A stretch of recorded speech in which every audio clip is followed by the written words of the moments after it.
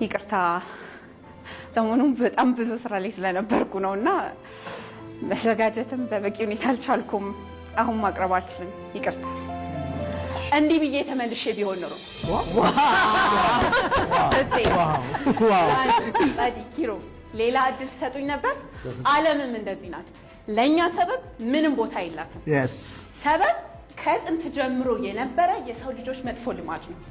አዳም ላጠፋው ጥፋት በሔዋን አሳበበ፣ ሔዋን ደግሞ በእባቡ።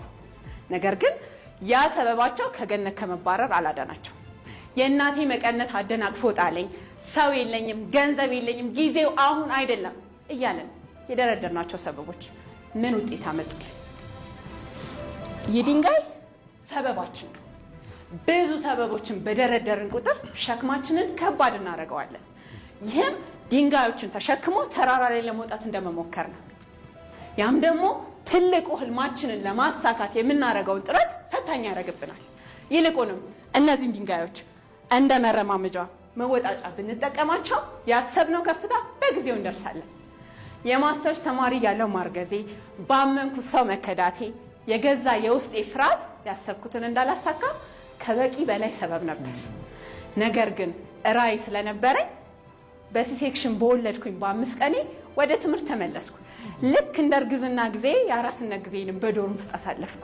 ጨከንኩ፣ ቀጠልኩ፣ ትምህርቴንም በጥሩ ሁኔታ ጨረስኩ። ነገር ግን ሰበብ ብደረድር ኑሮ፣ ተስፋ ብቆርጥ ኑሮ ትምህርቴን ማጨርስም ልጅ አማናዊትም ልታስመርቀኝ አትመጣም ነበር። እናንተስ ሰበባችሁ ሸክም ሆኖባችኋል ወይንስ ያሰባችሁትን ለማሳካት እንደ መነቃቂያ እየተጠቀማችሁት ነው?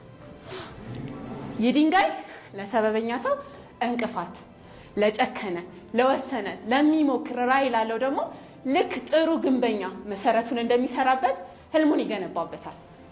ድንጋያችሁን አንሱ፣ ህልማችሁን ገንቡበት። አመሰግናለሁ።